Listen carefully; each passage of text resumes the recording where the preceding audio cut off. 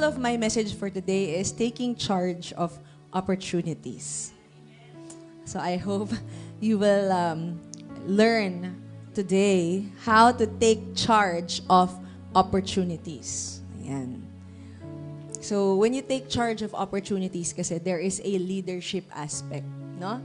Hindi lang yung seizing or grabbing, ito you take charge, no? And I believe everyone here in Windwatch is a leader.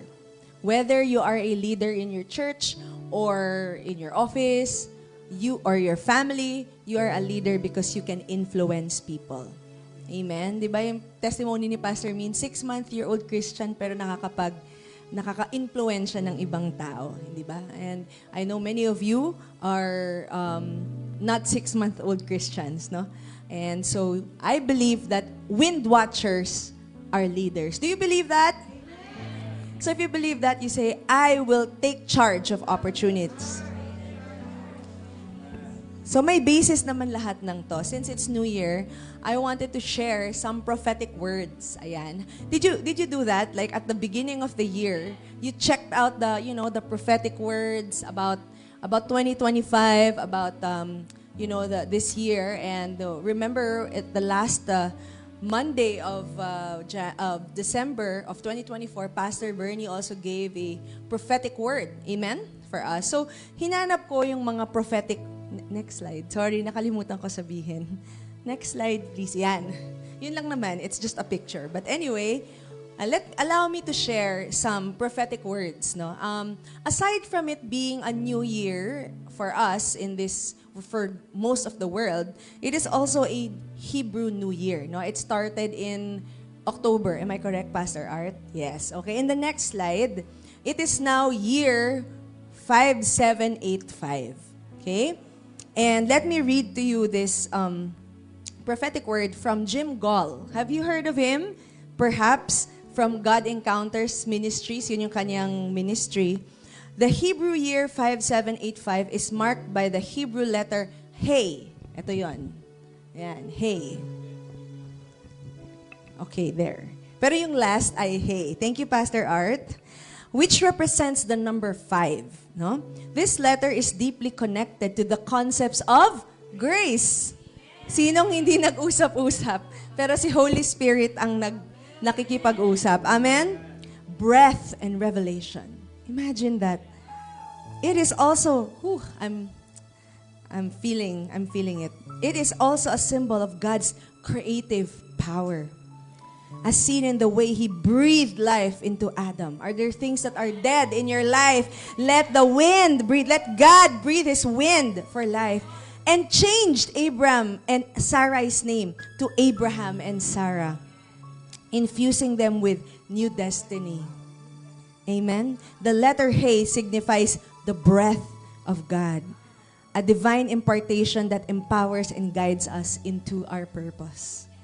And we are what? Wind watchers. The breath. That is our DNA. Amen? Hallelujah. So that's one. Isa pa lang po yan, no? Meron akong mga nahanap. And I'd like to share. The next one is from Rabbi Jason Sobel. He's a Messianic Jew. And ang sabi naman niya, the year 5785 is, wala pa. Sabi ko, wait lang. Relax lang po tayo. Relax lang. May video kasi siya. So, baka biglang mag-play. So, sabi ko, wait lang po, no? Bigyan ko lang ng intro. So, the year... Ay, dito pala si Tita Tet, of course. Yung ating mga, in the Messianic Jewish community. Yung mga Hebrew. Yan, si Pastor Art, of course. So, 5785... Malakas loob ko kasi Messianic Jew yung nagsasalita, no? So, malakas, yes, this is the prophetic word, diba? This is the meaning kasi Messianic Jew yung nagsasalita. So, year 5785 is the year of the open window. Wala pa. Hindi nyo pa nakikita yung video. Di ba breathtaking, right? Let's watch. Ito na, Pearl, this is your cue. Let's watch this. When God closes a door, it's because He wants to open a window. And this is the year of the open window. But here's the thing. God's not going to open the window if you won't let go of the door. Some of you got that hand on that door and you're trying to shake it and you won't let it open. It's kind of like how they trap monkeys. They put a banana in the trap. The monkey sticks his hand in it, wants the banana so bad, all it has to do is let go of the banana. It can go free, but it won't let go of the banana, so it gets trapped. Friends, some of you are holding on to those doors that God doesn't want to open, like a monkey that holds on to a banana, and if you won't let go of that banana, you're the monkey. It's time to let go. God wants to open the window. It's a year of the open window. And I believe God is wanting to open amazing windows.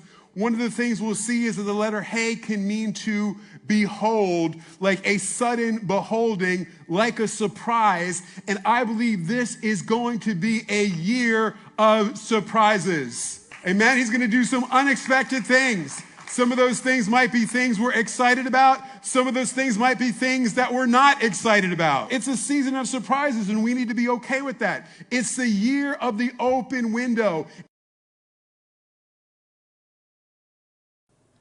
Nag-stop na siya? Okay, so the year of the open window. And when we talk about windows, they are opportunities. Amen po ba? And sabi nga, nakahawak ka doon. Wala siya sa slide. Huwag kayong mag-alala. I will tell Pearl pag next na. Balik na lang. Okay. So, sabi nga, no, sometimes we hold on to doors that need to be closed. So, kailangan natin siya i-let go para bumukas yung window of opportunity. Amen? So, Pastor Cookie, there's no window. I believe and I declare that there are windows because God said so. This is not a year that we are going to be trapped or stuck. That depends on us now, no? Because the opportunities are there. What does it say? In the next slide na po, Pearl. Yan! 5, 7, 8, 5, and 2025, a year of double grace and favor. Let me read from Amanda Grace. I went to charismanews.com. I went to the reputable, sites for the prophetic words. No? Sabi niya, we as a church, we have to be watchmen and women right now. We have to walk in obedience to the Lord. We have to be in the Word. We have to stay in that place of submission, walking through this because the enemy right now wants to destroy the unity and he wants to steal the abundant life that God wants to give you this year because it is flagged by grace. Ibig sabihin, it is a year of grace and Satan wants to steal it. Alam na niya eh. Amen? He is giving us, double window of grace. Pastor Art gave a word, I won't forget it, 16th anniversary of LGI, grace upon grace. Diba? Upon grace, double grace, double favor. In this year, in order to get right with Him, sabi kanina, only by grace can we enter. Hindi kami nag-usap. Wala naman sa title ko yung grace, 'di ba? It's opportunity. So it is the Holy Spirit really. Amen, moving. So to do what He is calling us to do the assignments. Nakita niyo yung do? The grace is there. The opportunity is there. What are we going to do?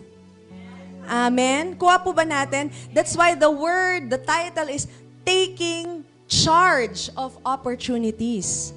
Kasi given yung opportunity, amen po ba?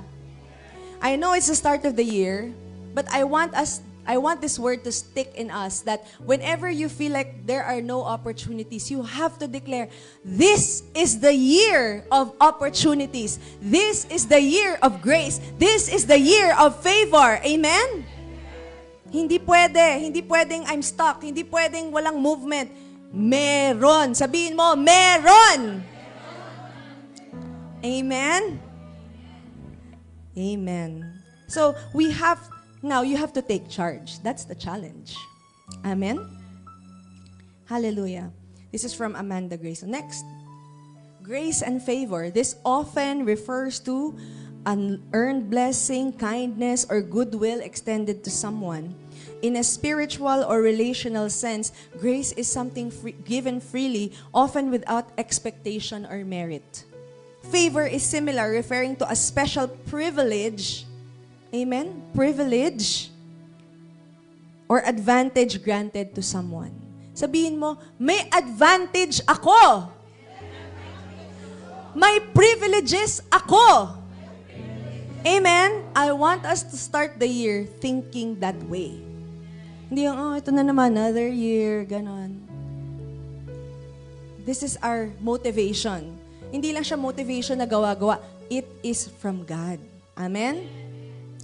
So sabi ko, I was trying to put together what is yung grace and favor and how, anong connection niya sa opportunity. Well, in the next slide, opportunity is a favorable chance or set of circumstances that allow for progress, success, or advancement. Every opportunity, I believe, is from the grace of God. Amen? Sabi nga, by grace you can enter. Sabi, yung song kanina, if you would mark my transgressions, who would stand? Pero hindi eh. Paid for by the blood of the Lamb. So, paano yun? May opportunity tayo. Amen po ba? For advancement, for success, for life abundant, because that's what Jesus said. And it often comes with a sense of timing or an opening. If seized, are you gonna take charge?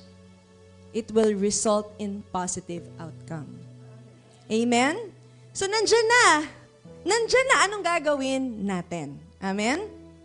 So, aside from that, you know, syempre, the founders of Windwatch, we came together.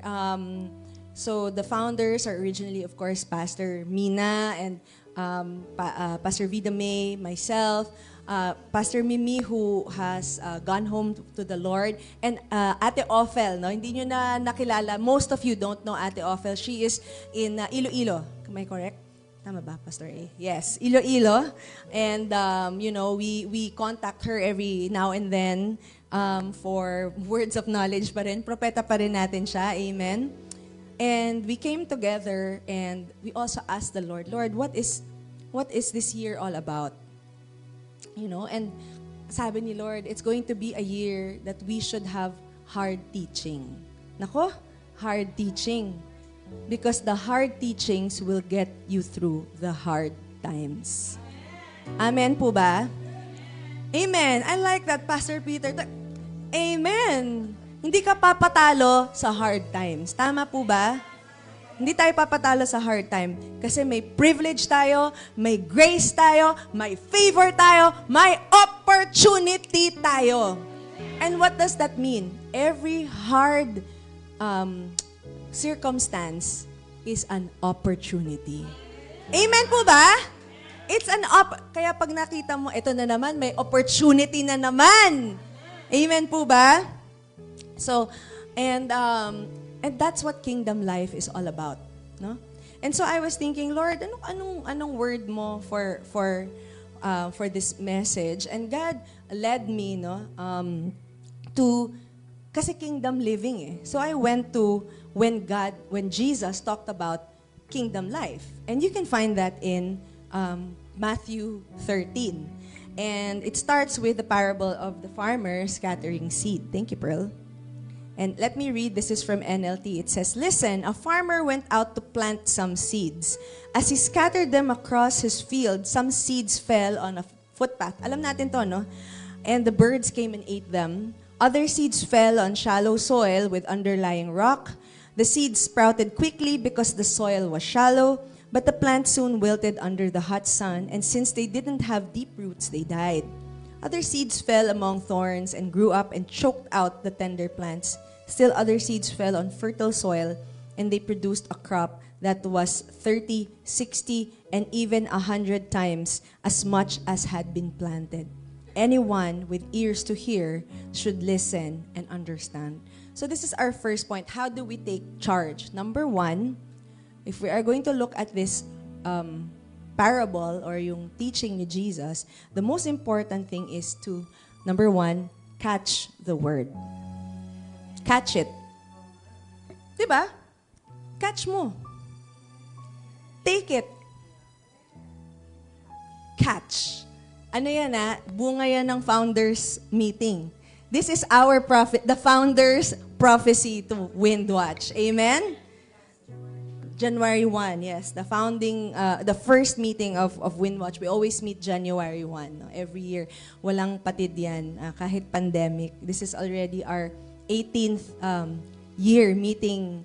Wow, 18? Parang nagdebu na. 18 years of meeting together, January 1. So the first one is catch the word. Let's look at the next slide. Sabi dito, now listen to the explanation of the parable about the farmer planting seeds. The seed that fell on the footpath represents those who hear the message of the kingdom and don't understand it. And the evil one comes and snatches away the seed that was planted in their hearts.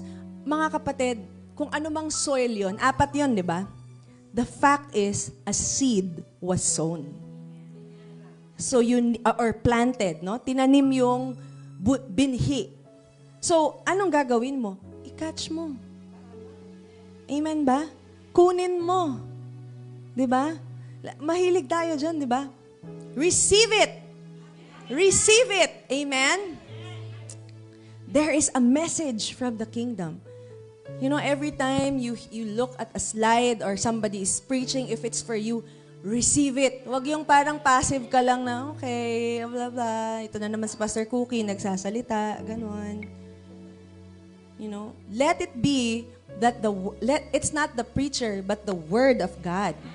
Amen? So what is the message of the Lord for you? Catch it. Huwag yung parang, ay, may message ba? Para sa akin ba yon? Amen? So ito yung summary ko. Next slide, please. No? Seeds are being planted.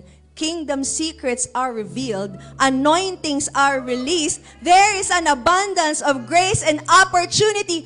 What are you gonna do about it? Diba? Are you gonna catch it or are you gonna let Satan snatch it away from you? Sabi ni, di ba, lagi yan yung joke ni Pastor Min, kung ayaw mo, akin na lang. Kasi, kesa snatch pa ni Satan, catch. Ako na lang. Amen? Don't let Satan snatch it from you. You know, every time in LGI, no, we have Windwatch. Every Monday, yung main Windwatch natin. Tuesday, we have Windwatch Makati. Wednesday, we have IME starting February. Sandali lang po. Nauna po ako sa Monday. May sinasabi dito, okay? May coaching. Okay lang po. I'm teachable. Next, mamaya papakita ko kung bakit important 'yun. Anyway, so let's go. Ano na nga? Nawala tuloy ko. Wednesday, IME, 'di ba? Starting February 5. Thank you so much. And then Thursday, we have Holy Spirit Night. 'Di ba? Friday, attend kayo ng Miracle Nights, right? May ano doon, you can go into the rooms and later on, I believe there's going to be something that Pastor Chris is going to launch. I don't wanna preempt it, pero abang-abang lang kayo. And then on Saturday, ganun pa din, meron tayong IME in the morning, tapos sa gabi, Miracle Nights. Sunday, may Windwatch din po tayo, Windwatch Tagalog. O ano pa? Amen? Tapos sasabihin mo, walang word para sa'yo. Amen. Nagets natin, there's no opportunity. Right? Oh, may church ka pa. Oh, may small group ka pa. Wag mo sabihin sa akin, may OSG ka pa. Wag mong sabihin sa akin, hindi nangungusap ang Diyos sa'yo. Amen po ba? Mga kapatid, teka lang, di ko nakikita yung time. Ayan, okay. Sige po, no? So, don't let Satan snatch it from you. Catch it and take it. No? Sa'yo na yun. Pag nasalo mo, sa'yo na. Tama ba? Amen? Nasalo mo eh. Tama po ba? Pag nasalo mo, sa'yo na yun. Let's continue. Matthew 13. The seed on the rocky soil represents those who hear the message and immediately receive it. Ayan, na-catch. Ha! But since they don't have deep roots, they don't last long. Okay? They fall away as soon as they have problems or are persecuted for believing God's word. Mga kapatid, it's not enough that you catch it. You have to develop deep roots. Let the word take root in your life. And the only way you can do that is if you act on it. Amen? Pag hindi mo siya ginamit, sayang siya. It is food that will spoil. Amen? Sino dito nasiraan ng pagkain ng Pasko dahil napakadaming mga handaan, di po ba? Sayang, ang sarap. Pero, tama ba? Ang sarap nung lechon. Kaso nga lang, naiwan sa ref. O, ano na? Hindi na paksiw. Tama po ba? Right? So, we need to develop roots. And this is what I learned. Next slide, Pearl. You know, I've read this parable so many times, but last night, I believe it was the Holy Spirit. Roots mean access. Access. Kasi, my best friend, hindi man best friend, chinat GPT ko, what happens when you have deep roots? Sabi kong ganon, no? Bakit kailangan mo ng deep roots? Kasi I read it for the first time in NLT again. And sabi, the deeper the roots, the more access to nutrients you have. Let me say that again. The deeper your roots, the more access you have to nutrients. Paano kung merong nutrient na nandun sa pinakailalim? Eh kung mababaw lang yung root mo, hindi mo siya makukuha. Tama po ba yun? So when you catch it, you have to make sure that you have access, you have deep access to the Lord. And how will you do that? You have to establish the Word in your life. And I'm talking about Logos and Rhema. Hindi ko na to i-belabor dahil Pastor Chris has already taught this several times in our courses in Holy Spirit Night, right? The deeper the roots, the more access to nutrients for the plants. Hindi ba totoo yun? Pagka, when the rubber meets the road, kung sino may pinakamalalim na roots, yun yung magso-survive. Kasi malalim yung hugot mo eh. Tama po ba? That's why I believe even challenges, are opportunities. Like for me, most of you know my story already. 2016, this is my 8th year of my second life, no? And I always go back to that. Muntik na po akong mamatay, no? And for me, just to share a little bit, no, it was such an honor for me to be there for Pastor Ted. I was there when he first went to CCU in the early December, no?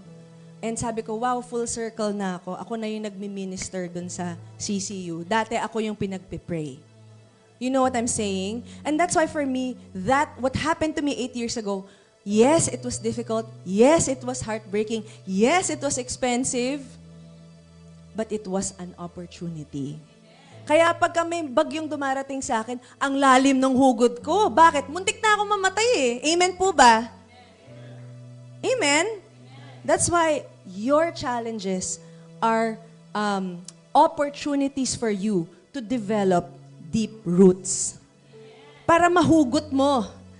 Amen? Kasi kung mababaw lang, Devo, hindi ko inaano yung Devo, except yung soar high. Grabe, yun ang Devo ko every night. Ang lalim ng hugot. Amen po ba? May plugging, no?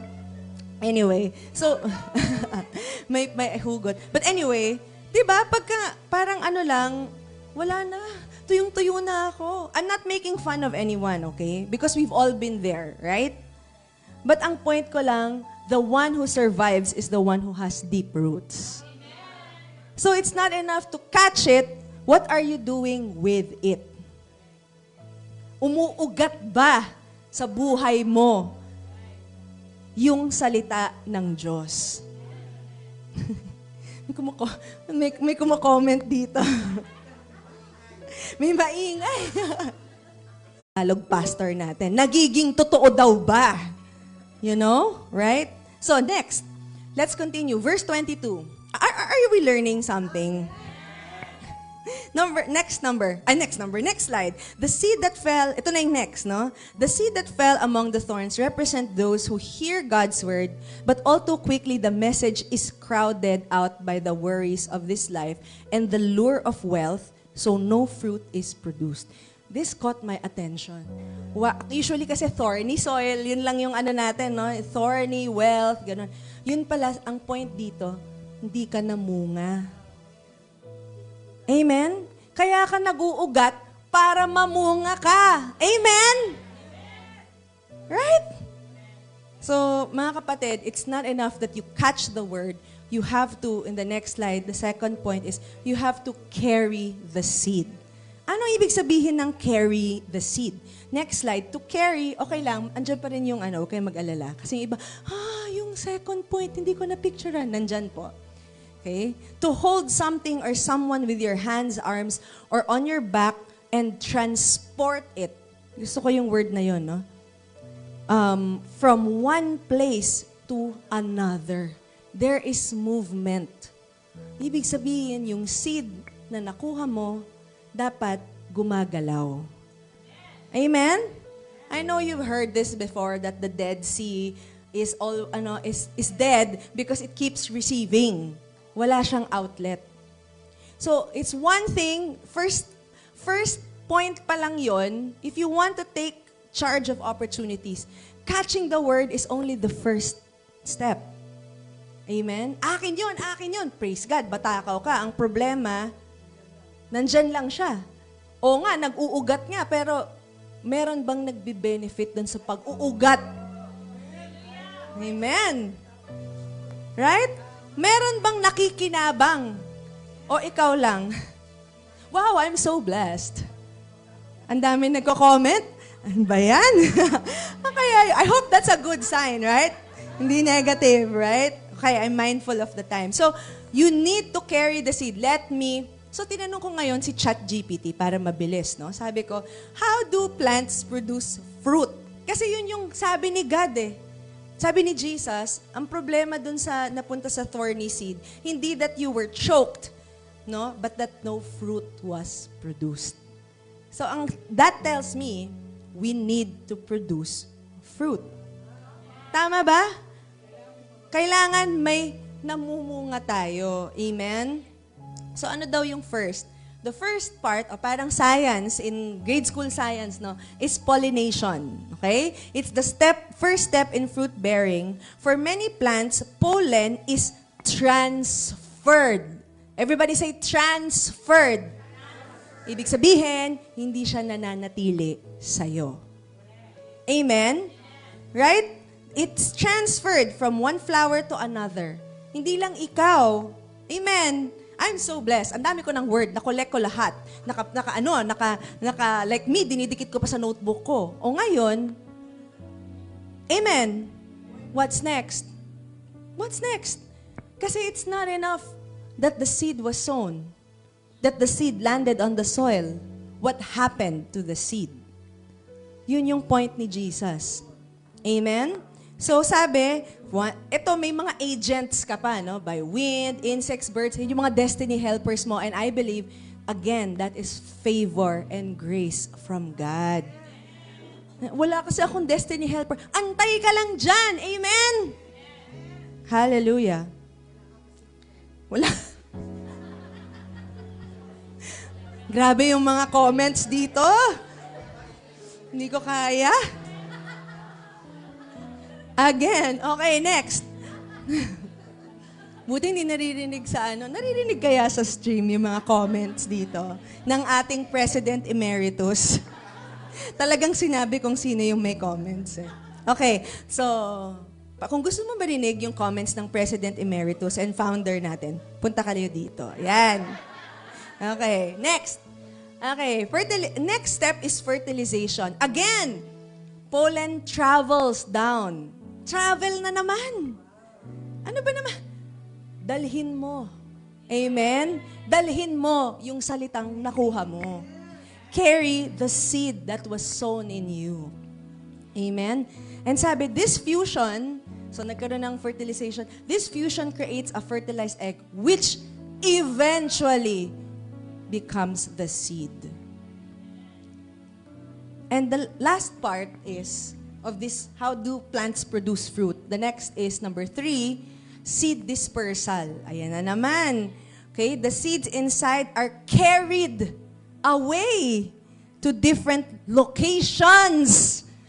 Everybody say, pang ibang location ang beauty ko. Diba? Amen po ba? What does that mean? You're not stuck. Tama ba? You're not stuck.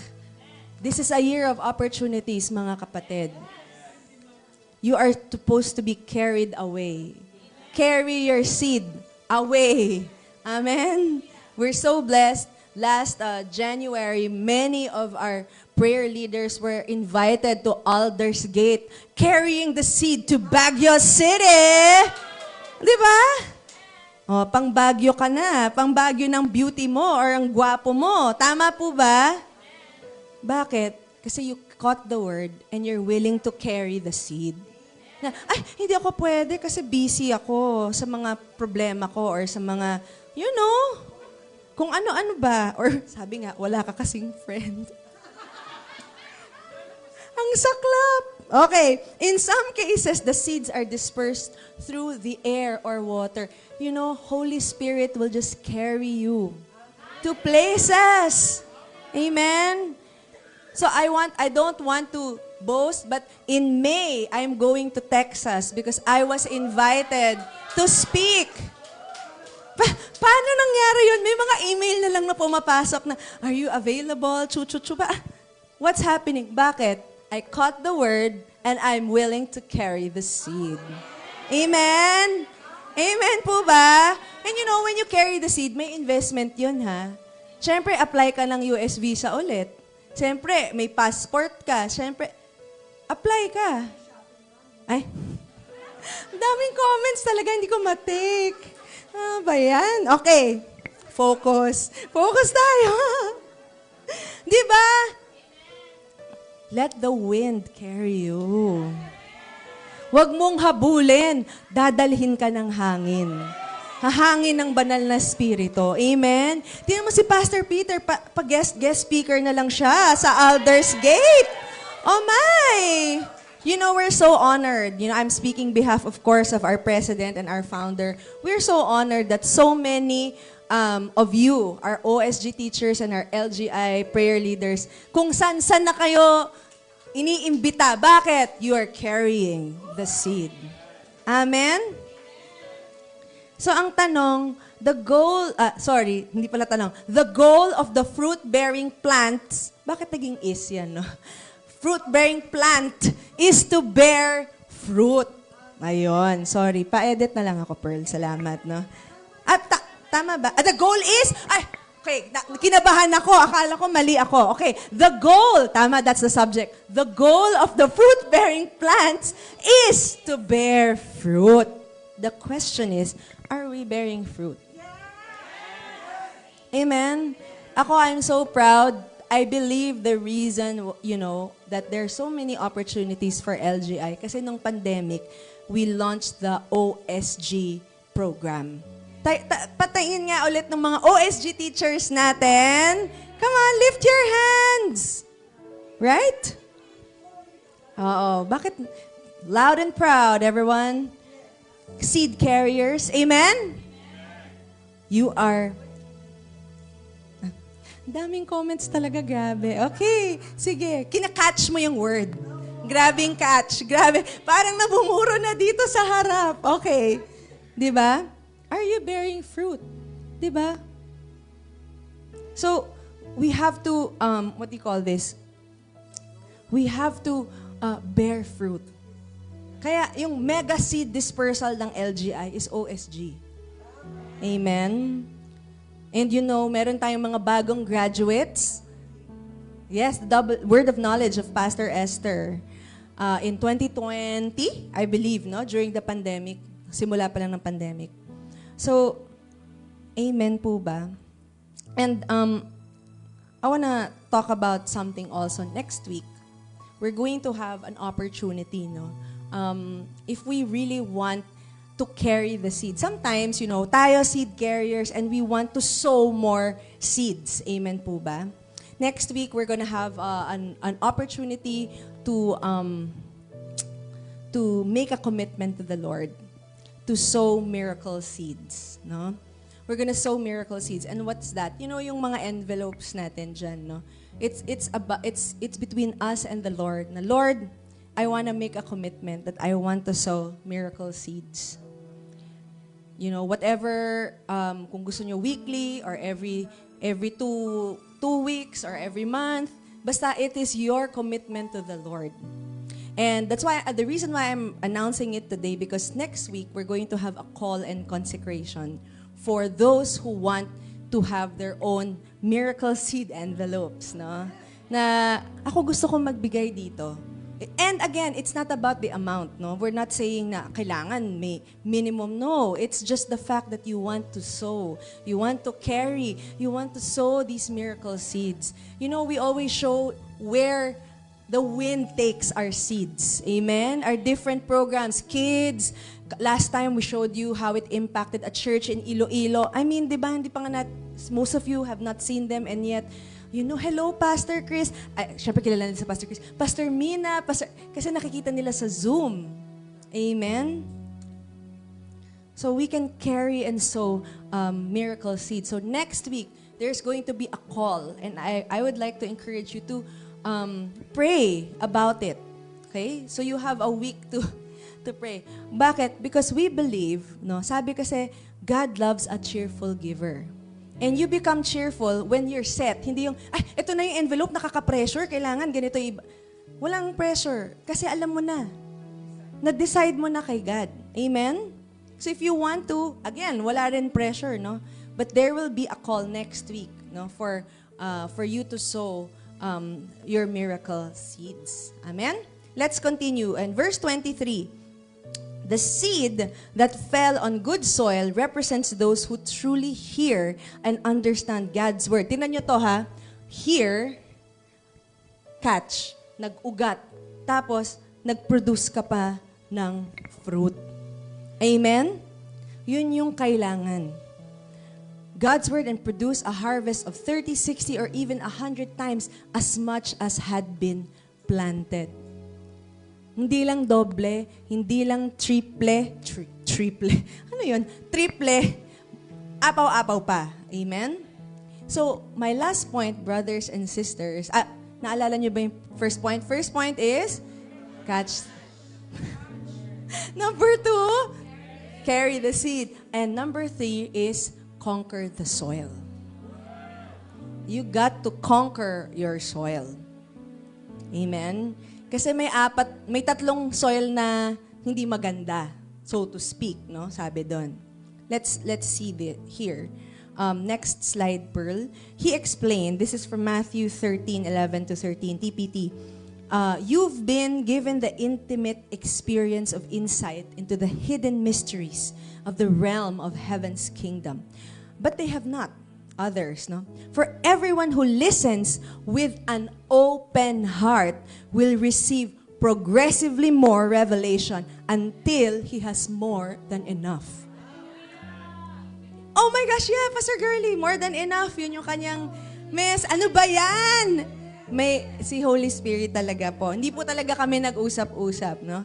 But those who don't listen with an open, teachable heart, ayan na, kaya, sinong teachable dito? Amen? Pag teachable, ibig sabihin, willing to be corrected. Corrected by. Di ba? Corrected by. Amen. Corrected by. Sino excited to be corrected by? Kailangan kasi yun.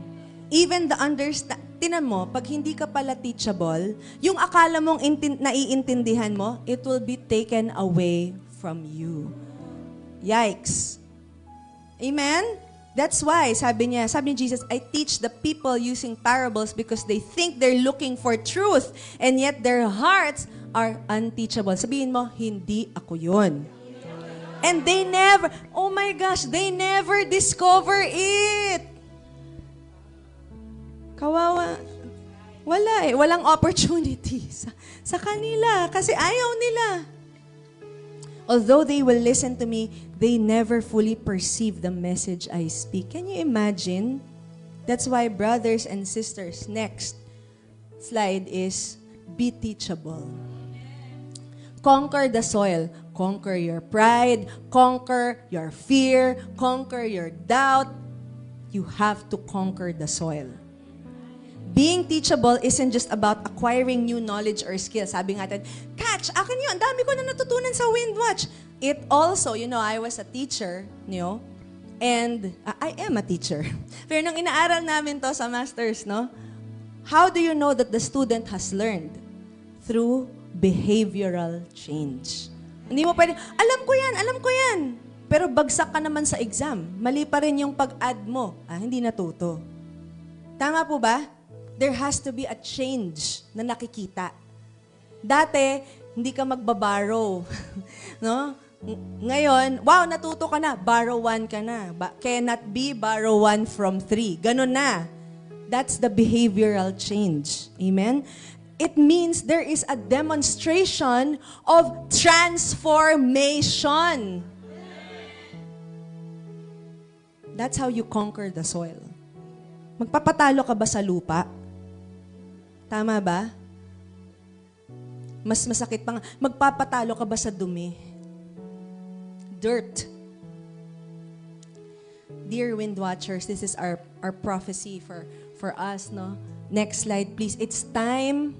Next slide, please. It's time to mature. That's why we're going to be hearing hard teachings this year. Because there is a call for us to mature. We have double grace. Hindi, ang hirap mag-conquer. Kapatid, may double grace ka. May double favor ka mula sa Panginoon. Amen po ba?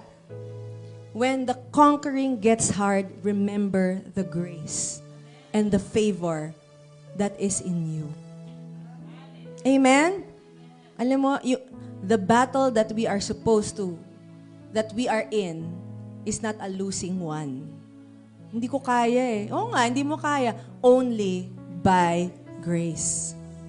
The spirit of grace and supplication, that is the Holy Spirit. Amen? And this is my last point, no? Last here. I saved the best prophecy for last. We have a king-priest anointing. Ano yon? The year 5785 is also a time of embracing the king-priest anointing. This anointing mentioned in the book of Revelation speaks of the dual role of believers as both kings and priests.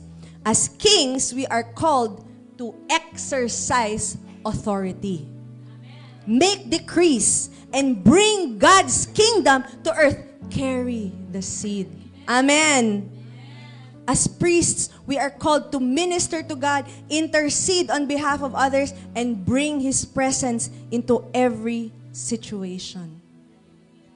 And the way we will do that is when we conquer our soil or our hearts. Amen po ba? Melchizedek anointing. That's Jesus. Amen?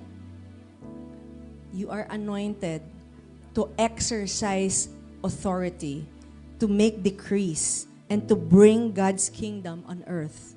You are anointed to minister to God, to intercede for others, and to bring His presence into every situation.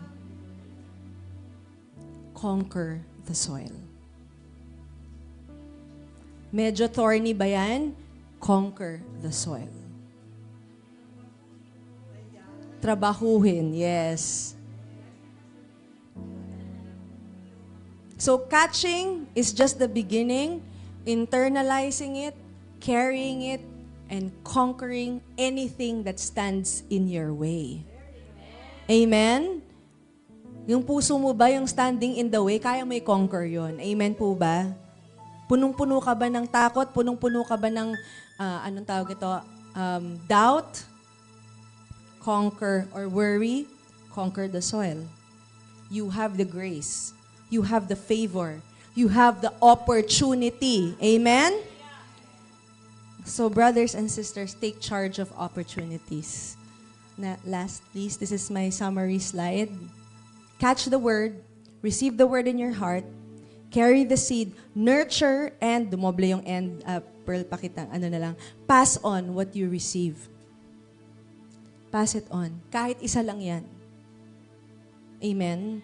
Si God na yung, kasi meron doon, di ba? Sometimes the wind will carry it. The water will. So ikaw, gawin mo lang yung kaya mo, bahala na si God mag-multiply. Tama po ba? Basta i-conquer mo lang yung soil mo. Work out your faith so you can bear much fruit. Amen? Brothers and sisters, are you ready to take charge of opportunities this year? And you know what? You're not alone. We're here for each other. Wind watchers, we're here for each other to pray for one another because we have the king priest anointing. Amen po ba? Let's all rise and let's thank the Lord. Hallelujah. Thank you, Lord, for this word. Thank you that there's grace and favor, oh God. Lord, we rise in our anointing as king priests. We are gonna conquer the soil. We are willing to carry the seed because we have caught the word. This is the year that we will take charge of our opportunities that come from you. Di kami papatalo, Panginoon. Di kami papatalo sa mga kaguluhan, whether it's external or internal, oh God. Hallelujah. Let's just lift our hands right now and let's allow the Holy Spirit to minister to us. Holy Spirit.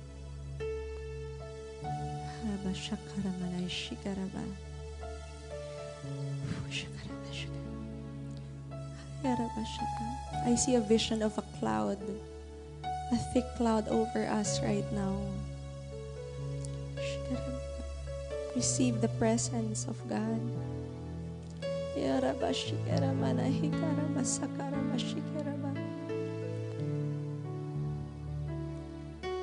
We receive, Lord, we receive. I see from heaven there are boxes of gifts being poured out right now. The opportunities and favors. Sabi ni God, ang dami ko nang binigay at ibibigay pa. Are you going to take charge? No more excuses. It's time to mature. It's time to work it out. Hallelujah, Jesus. Thank you, Lord. And God said, I am with you. I will not leave you. Hallelujah. We thank you, God. Thank you for your grace that is more than enough. Just see the oil being poured out right now on our hands as our palms are open. Receive the anointing right now. Ooh,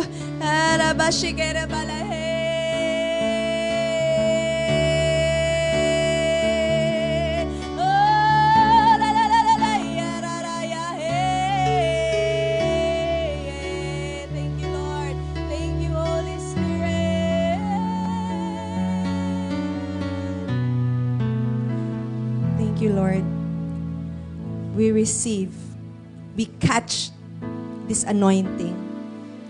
We declare that we will carry it and we will conquer anything that stands in our way. We will take charge. In Jesus' name, amen. Let's give the Lord a clap of praise.